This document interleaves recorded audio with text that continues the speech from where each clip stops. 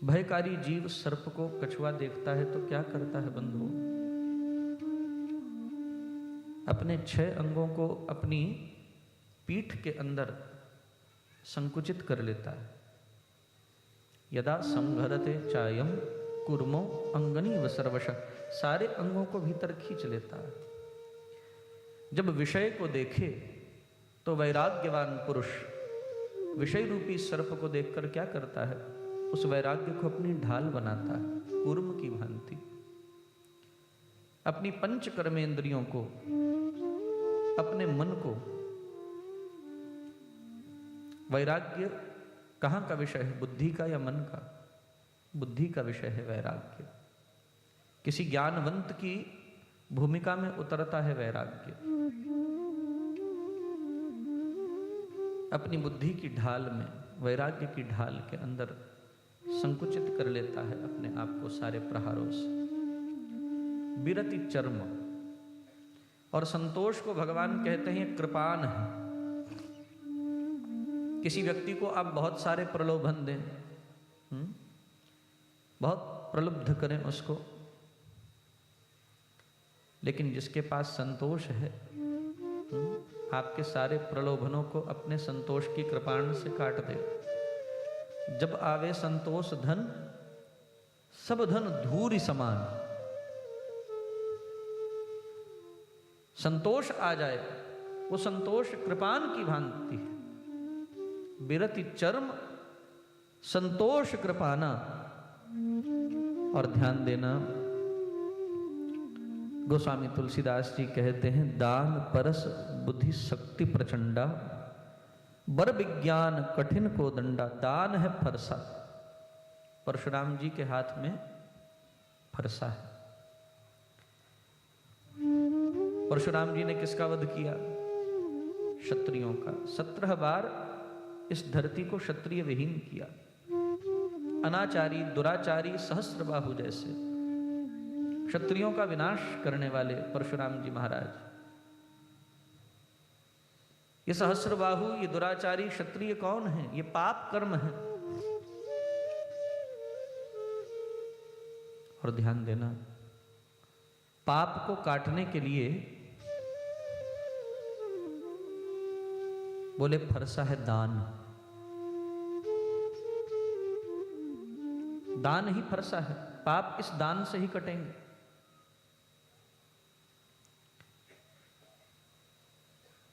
कहां से आता है जीवन में पाप? कहां से आता है?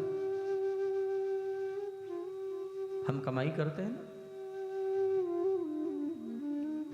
अनेकानेक प्रयोग करके हम कमाई करते हैं।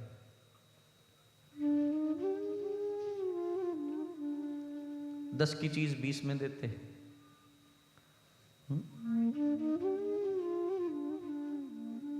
गलत साधनों से घर में कमाई आती है, और जब गलत साधनों से घर में कमाई आती है, उस कमाई से जो आप अन्न खरीदते हो, उसका सेवन करते हो, उससे संस्कार का निर्माण होता है। इसलिए साधु हर व्यक्ति के घर भोजन स्वीकार नहीं करते। मैं बहुत बार बोलता हूं, देखना पड़ता है किसके घर जा रहे हैं, उसकी मनोवृत्ति कैसी है।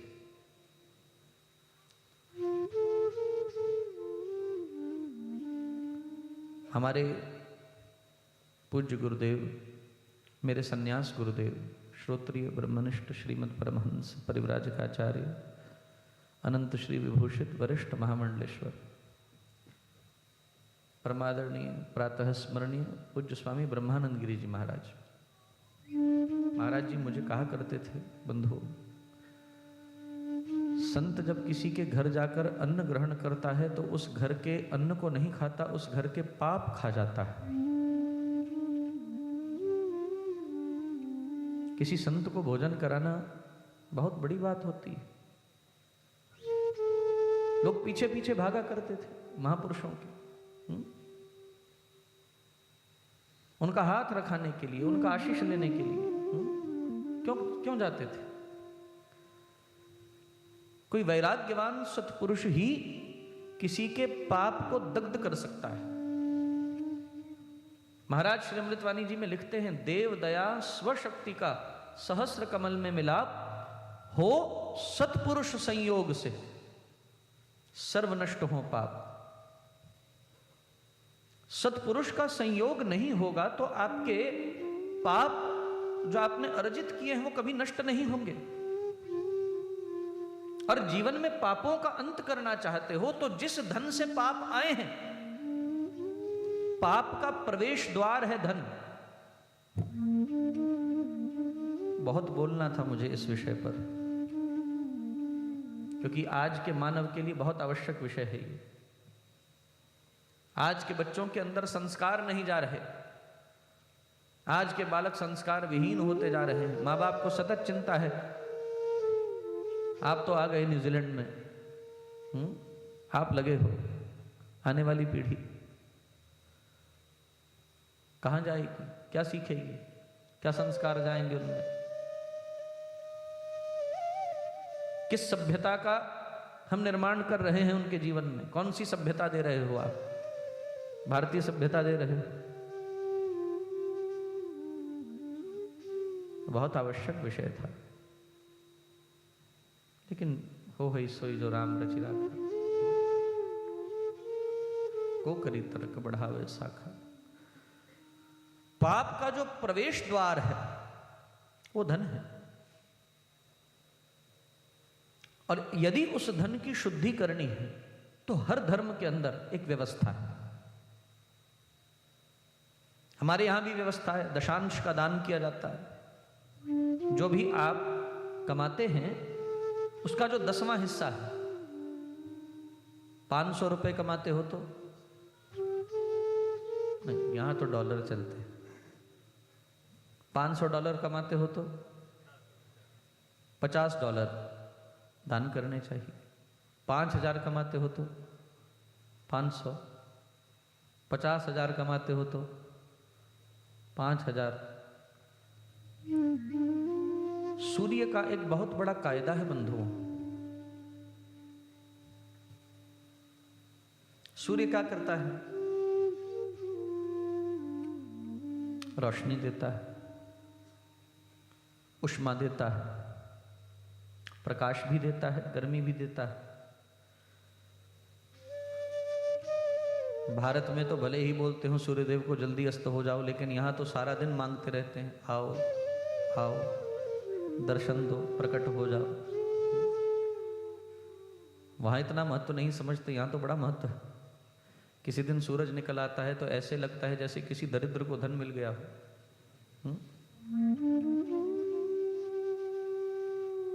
देखता हूं सूर्य क्या करता है? प्रकाश देता है, उष्मा देता है और रस को सुखाता है, जल को खींचता है।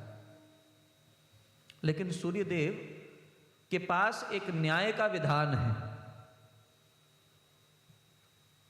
सागर से सागर जितना लेते हैं,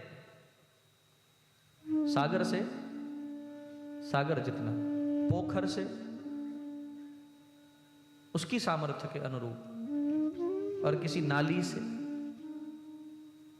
उसकी सामर्थ्य के अनुरूप। सूर्यदेव न्याय में कभी पीछे नहीं हटते। नाली से सूरज सागर जितना नहीं लेता, और सागर से नाली जितना नहीं लेता। मेरी बात को बहुत ध्यान से समझना।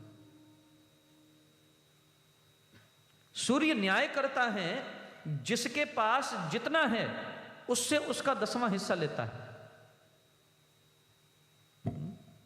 और 10वां हिस्सा लेने से हमारे यहां दशांश हिंदू धर्म में, दसवंध सिखों में, ज़कात मुसलमानों में, मुझे ईसाइयों का नहीं पता, उनके यहां भी होता है। हर धर्म के पास एक व्यवस्था है धन की शुद्धि की। धन की शुद्धि कैसे होगी? बंधुओं, आपके शरीर में खून बह रहा है, आप उसका डोनेशन न करें, डोनेट मत करें उस खून को। क्या होगा? वो खून विशुद्ध रहेगा? वो खून गंदा हो जाएगा।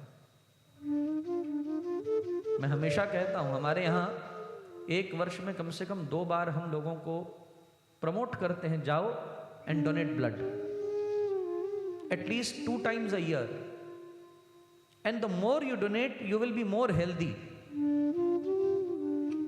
Because the older blood that you donate, it will come to somebody's use and you will form new corpuscles.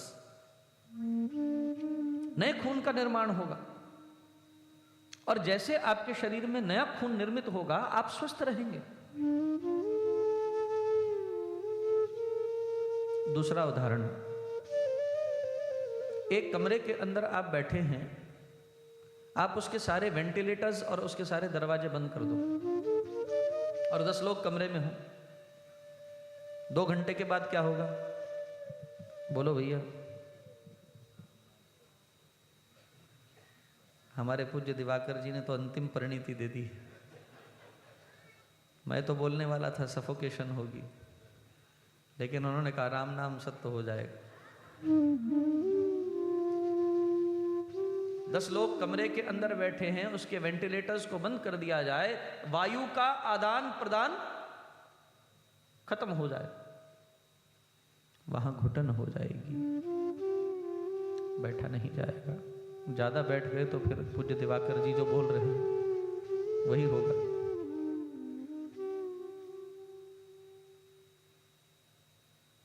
जीवन में जब धन आता है,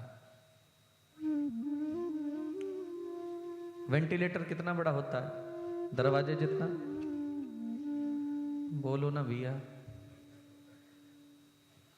दरवाजा यदि 100% है तो वेंटिलेटर कितना प्रतिशत होता है? 10% होता है। बड़ा सुंदर कायदा है। हम चाहते हैं 100% हवा अंदर आए, लेकिन हम ये चाहते हैं कि 10% बाहर भी जाए। वो 10% बाहर नहीं गई तो घुटन हो जाएगी।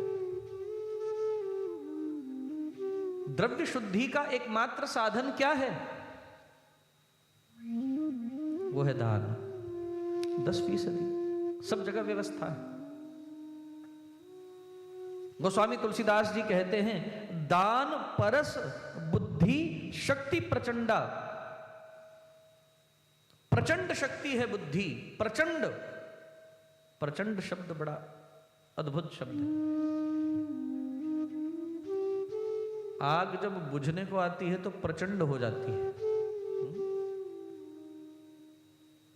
ईंधन युक्त सतत अग्नि प्रचंड नहीं होती, मध्यम होती है।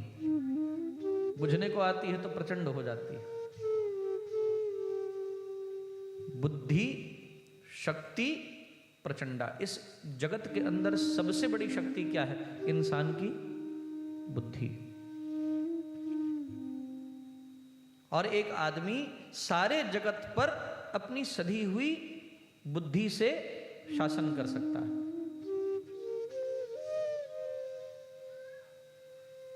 याद रखना, युद्ध बाहुबल से जीता नहीं जाता। बाहुबल से जीतने का प्रयास मूर्ख करते हैं। युद्ध बुद्धि से जीता जाता है। रक्तबीज आया था मां भगवती से लड़ने के लिए, और रक्तबीज ने यह वरदान मांगा हुआ था, जैसे ही मुझ पर प्रहार हो और जितने रक्त के बिंदु नीचे गिरे उतने रक्तबीज पैदा हो जाए। मैंने देवी भागवत में गत वर्ष दिसंबर में कथा सुनाई थी।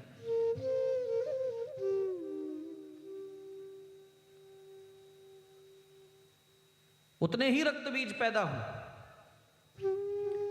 और मां भगवती से रक्तबीज लड़ने के लिए आया, जैसे ही प्रहार होता रक्त का बिंदु नीचे गिरता, जितने बिंदु नीचे गिरते उतने रक्तबीज पैदा हो जाते। रक्तबीजों की कतार लग गई। कैसे लड़ा जाए इनसे? ये बाहुबल से जीतने वाला युद्ध नहीं है, ये बुद्धि से जीतने वाला युद्ध है। बुद्धि शक्ति प्रचंडा। ये प्रचंड शक्ति है बुद्धि। इसलिए मां भगवती से हम मांगते हैं, हे मां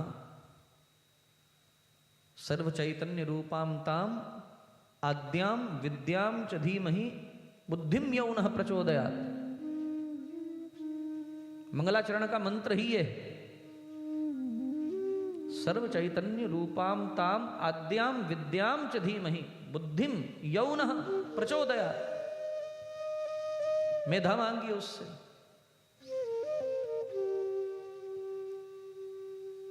मां भगवती ने कालिका को मुख बड़ा करने के लिए कहा और मां भगवती ने रक्त बीज आए लड़ने के लिए मां के मुख के इस पार खड़ी हो गई, उस पार से रक्त बीज को पकड़ती और काट कर मां के मुंह में डाल देती। रक्त का बिंदु नीचे गिरने ही नहीं दिया, रक्त बीजों का नाश हो गया।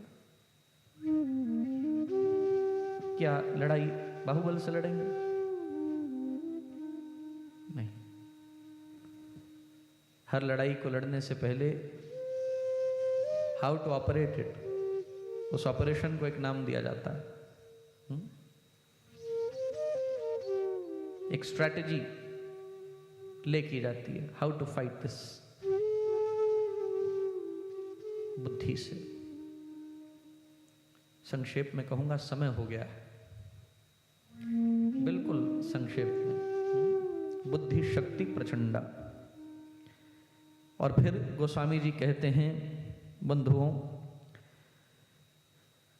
अमल अचल मन त्रौण समाना समजम नियम सील मुख नाना।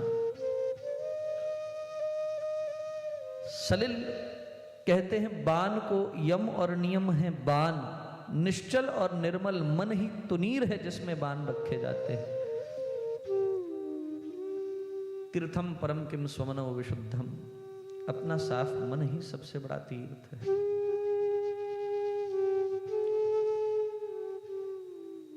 अपने मन को निर्मल बनाइए।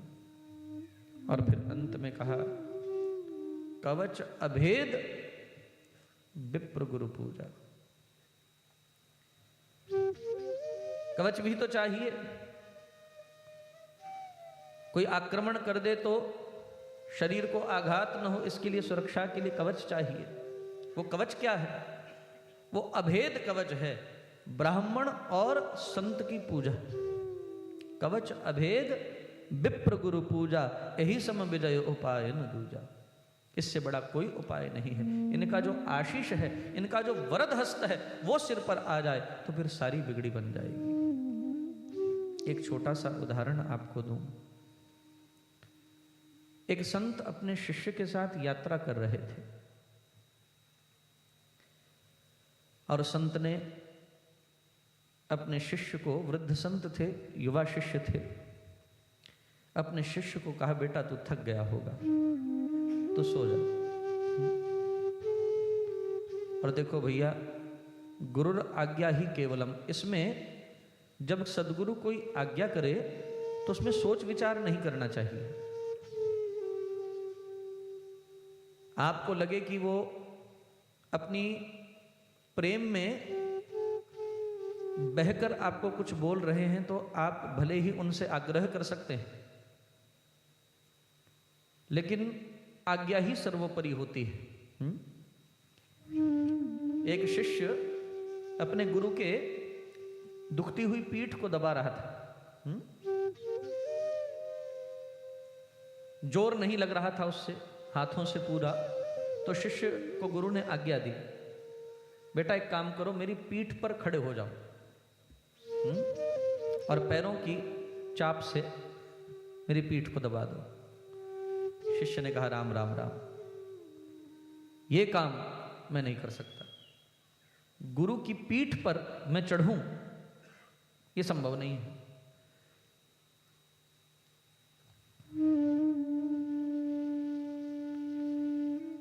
गुरु ने बहुत बड़ी बात कही, तूने मेरी पीठ पर पैर नहीं रखा, मेरी जुबान पर तो रख ही दिया।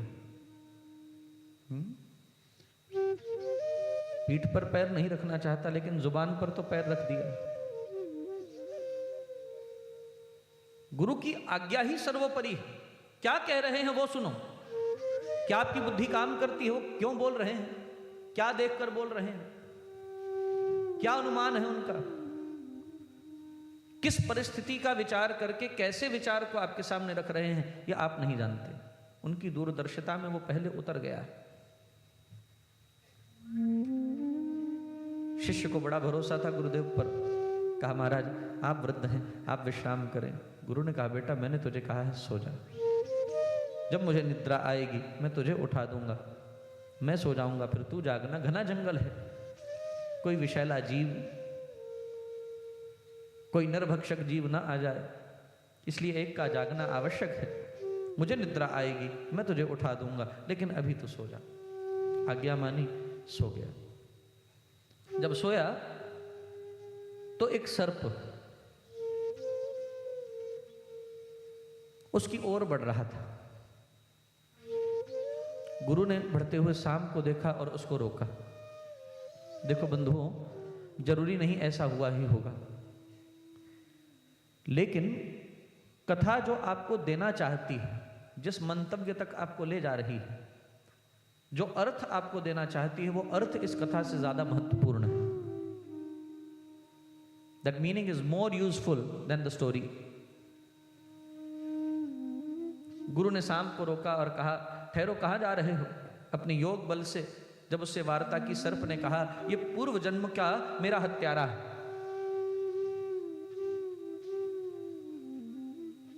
कर्म किसी का पीछा नहीं छोड़ते। अवश्यमेव भोक्तव्यम कृतः कर्म शुभाशुभम। अच्छे बुरे कर्म आपका पीछा नहीं छोड़ेंगे, कभी संग में चलेंगे आपके, कोई बचने का उपाय नहीं है उनसे। हाँ, लेकिन गुरु की कृपा हो जाए। कवच अभेद, इस कवच को भेदा नहीं जा सकता। विप्र गुरु पूजा। पूजा क्या है? थाल सजा के ले आना, तिलक कर देना, माला पहना देना, दिया जगा देना, घंट बजा देना, ये पूजा है। कुछ द्रव्य चढ़ा देना, ये पूजा है। बहुत बड़ी भूल है आपकी अगर आप पूजा को इतने ही शब्दों तक सीमित मानते हो। सच्ची पूजा तो ये है जो ये 10 दिवसों में कहा गया है, उसको जीवन में उतारिए, ये है पूजा। और अगर आप सोचते हो कि जो आपको 10 दिवसों में दिया जा रहा है केवल आप एक फूल चढ़ाकर उस ऋण से उऋण हो जाओगे, तो फिर याद रखो तुमको तो पैदा होना ही पड़ेगा, मेरे भी लिए तुम कंडे बीत जाओगे। क्योंकि उऋण तो होगे नहीं। अगर इन शिक्षाओं को उतारोगे नहीं सुनने के बाद, तो उऋण नहीं होगे, फिर से पैदा होना पड़ेगा। और तुम्हें तो पैदा होना पड़ेगा, हमें भी पैदा होना पड़ेगा, तुम्हें देने के लिए, मुझे लेने के लिए। यही हिसाब किताब बराबर हो जाए। उतार लीजिए उसको जो आपको इन 10 दिवसों में बताया गया है। यही है आपकी श्रद्धा, यही है आपका पूजन, और कुछ भी पूजन नहीं है। आप एक फूल देकर सोचें कि हम लोग प्रसन्न हो जाएंगे। बंधुओं, इतने फूल मिल चुके हैं हमको। ये सारी भूख समाप्त हो चुकी है आज से 20 साल पहले। वो उतारिए जो आपको दिया जा रहा है। इसीलिए मैं कहता हूं, किसी भी गुरु को मत मानो, उसकी मान लो। गुरु को मानना जरूरी नहीं है, गुरु की माननी जरूरी है। वो क्या बोल रहा है वो मानिए। बड़ा विश्वास था शिष्य को अपने गुरु पर, आंखें मूंद के सोया हुआ था, और गुरु ने पकड़ा उस सांप को, कहा देख ये मेरा शिष्य है, कवच अभेद, तो इससे बदला ही लेना चाहता है ना। सांप ने कहा इसके गले पर दंश करके, इसके गले पर काट कर इसकी मृत्यु का कारण मैं बनूंगा, इसका लहू पीऊंगा तो मुझे शांति प्राप्त होगी। गुरुदेव ने कहा प्रियात्मन, तुझे लहू चाहिए ना, मैं तुझे दूंगा, इसके गले का ही दूंगा। लेकिन तू उसे दंश मत कर। सर्प को अपने पवित्र विचारों से उसकी बुद्धि को निर्मल किया और खून देने के लिए तैयार हो गए। गुरु शिष्य के पास चाकू लेकर गए, सोए हुए शिष्य के गले पर चाकू चलाया। शिष्य को सब कुछ समझ आ रहा था गुरु क्या कर रहे हैं। चाकू चलेगा तो नींद नहीं खुलेगी, लेकिन आंखें भौंच कर, आंखें मीच कर लेटा रहा, उफ नहीं की। गुरु ने गर्दन से चाकू चलाकर लहू निकाला, कटोरे में लहू भरा और सांप को दे दिया। सांप लहू पीकर चला गया।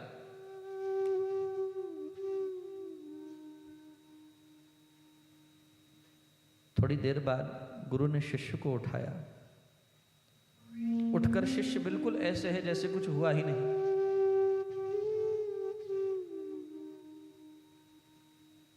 गुरुदेव ने शिष्य से पूछा, बेटा मैं बड़ी देर से इंतजार कर रहा था तू पूछे, लेकिन मेरे अंदर एक बहुत बड़ा कुतूहल है, बहुत बड़ी जिज्ञासा है मेरे हृदय में। शिष्यों के हृदय में जिज्ञासा होती है, आज गुरु के हृदय में जिज्ञासा है, बहुत बड़ी जिज्ञासा है मेरे हृदय में। मैंने तेरे कंठ से रुधिर निकाला, खून निकाला, लेकिन तूने उफ नहीं की। शिष्य ने बड़ा ही सुंदर उत्तर दिया, हे गुरुदेव मैं जानता हूं मेरा गला भी काटेंगे तो मेरे हित के लिए काटेंगे, मेरा गला भी काटेंगे तो मेरे हित के लिए काटेंगे, मेरा अमंगल होने नहीं देंगे। जब इतना भरोसा है मुझको, फिर मैं क्यों सोचूं कि गुरुदेव ने गला क्यों काटा, क्यों निकाला खून। गुरु ने शिष्य को गले लगा लिया, बेटा तू धन्य है, तेरा विश्वास धन्य है।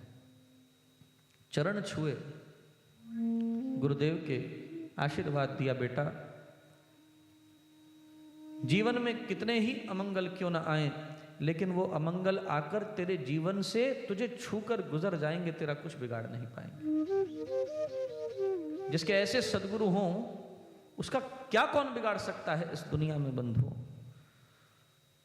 कवच अभेद विप्र गुरु पूजा, यही सम विजय उपाय न दूजा, इससे श्रेष्ठ कोई उपाय नहीं। ध्यान देना बंधुओं, गोस्वामी तुलसीदास जी कहते हैं गुरु के और विप्र के चरणों को पूजते रहो, आपके जीवन में कभी अमंगल नहीं होगा। और फिर जो गाया है अंतिम दोहा है, प्रेम से हम गाएं भावना के साथ।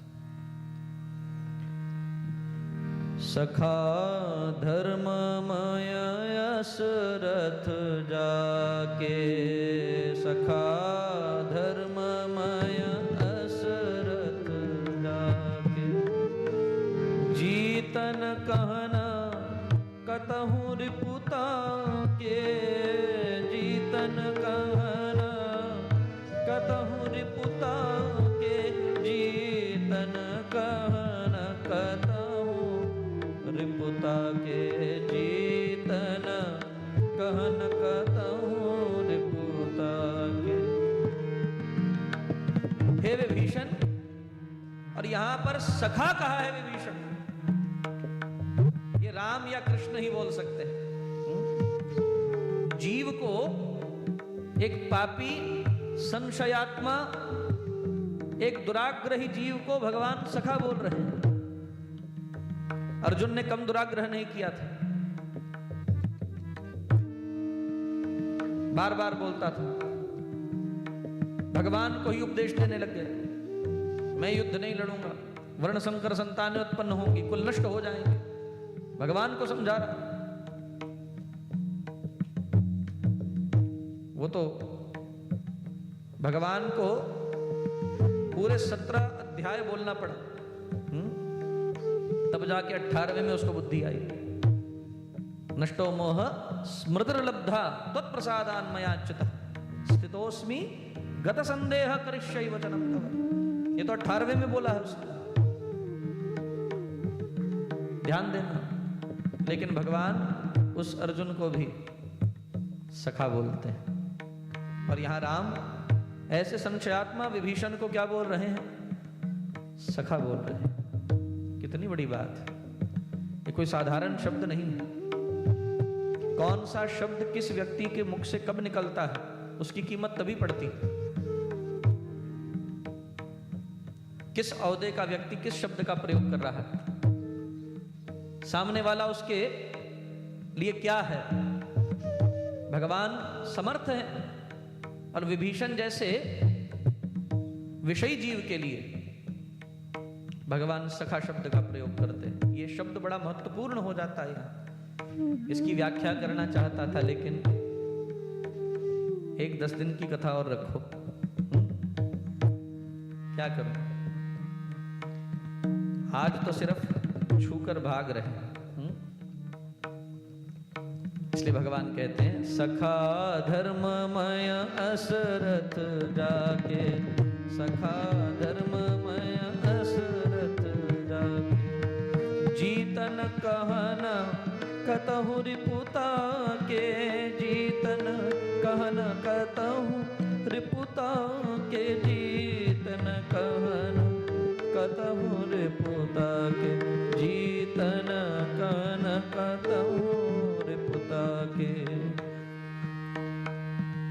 महा अजय संसार रिपु जीत सकई सो वीर, महा अजय संसार रिपु जीत सकई सो वीर, जाके असरथ होई दृढ़ सुनहु सखा अति धीर, जाके असरथ होई दृढ़ सुनहु सखा अति धीर। सुनहु सखा अति धीर, बड़े सुंदर शब्द कह रहे हैं। विभीषण में धैर्य कहाँ था, वो तो घबरा गया था। उसको बोल रहे हैं अति धीर। कई बार शब्द बहुत बड़ा काम करते हैं। भगवान ने अति धीर बोलकर कहा, लेकिन महा अजय संसार रिपु, अंतिम उदाहरण से कथा को पूर्ण करो। सांप और नेवला होता है ना, सांप और नेवला जब युद्ध लड़ते हैं बड़ा विचित्र होता है वो युद्ध। देखा है आपने? यहां सांप ही नहीं होते। भारत जाके देखना, गली गली सांप मिल जाएंगे, गली गली नेवले होंगे। और जंगल तो छोड़ो, आजकल तो घरों में ही सांप है।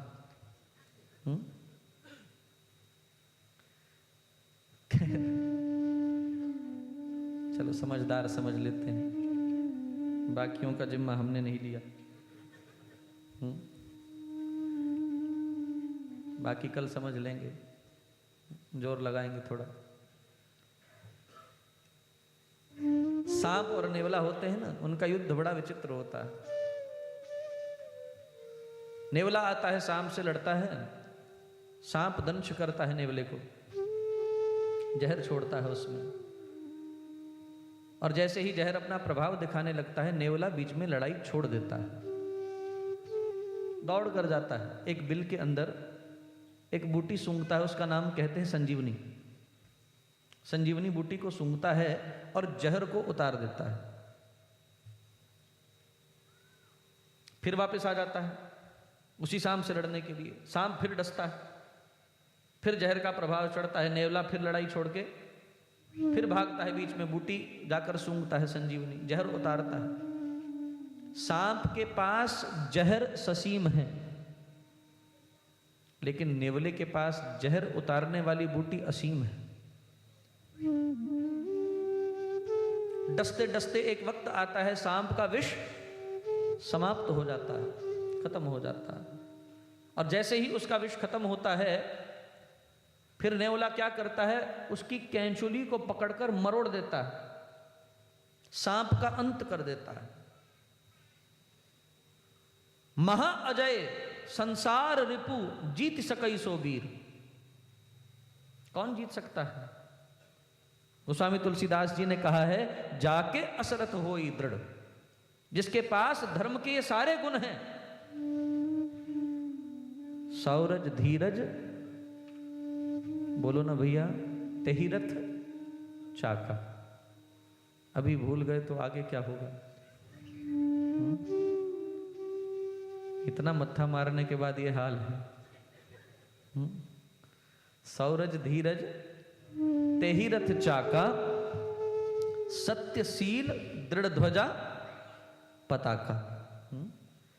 बल विवेक दम परहित घोड़े, क्षमा कृपा समता रजु जोरे, ईश भजन सारथी सुजाना, बिरति चर्म संतोष कृपाना, दान परस बुद्धि शक्ति प्रचंडा, जिसके पास ये सारे गुण हैं। और इतना ही नहीं, बर विज्ञान कठिन को दंडा, कवच अभेद विप्र गुरु पूजा, यही सम विजय उपाय न दूजा, अमल अचल मन त्रौन समाना, समजम नियम सील मुख नाना। ऐसा धर्मरथ जिसके पास है, वो महा अजय संसार रिपु, जीत सकई सो वीर। वो कोई वीर होगा उस नेवले जैसा, जिसको संसार रूपी सर्प रोज डसता है, बार बार डसता है, लेकिन वो नेवला क्या करता है? सारा दिन दफ्तर में जाते हो, कभी क्वीन स्ट्रीट जाते हो, कभी कहीं जाते हो, पता नहीं कहाँ कहाँ दफ्तर हैं आपके। वहां जाकर क्या करते हैं? संसार के सांप खूब डसते हैं। फिर उनको छोड़कर शाम को आ जाते हो राम मंदिर की बिल में। क्या सूंघने के लिए? सत्संग की संजीवनी।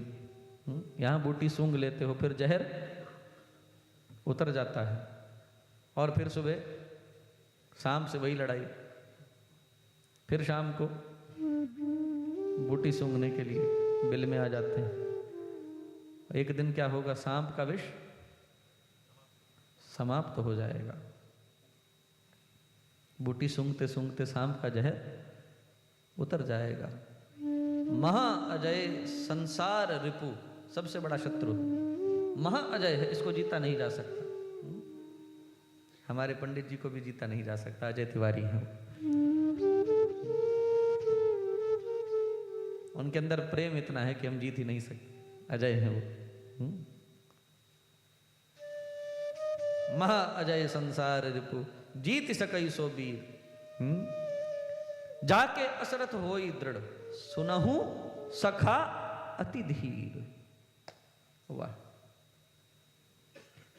गोस्वामी तुलसीदास जी कहते हैं, एक वक्त आएगा वो अति धीर पुरुष अपने धैर्य से उसको जीत जाएगा।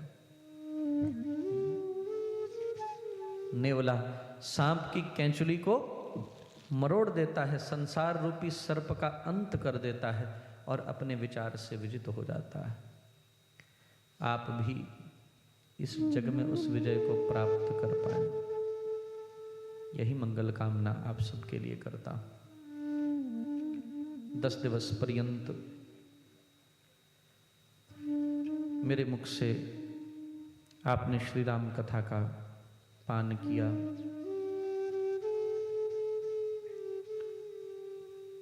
इस पावन कथा को सुना,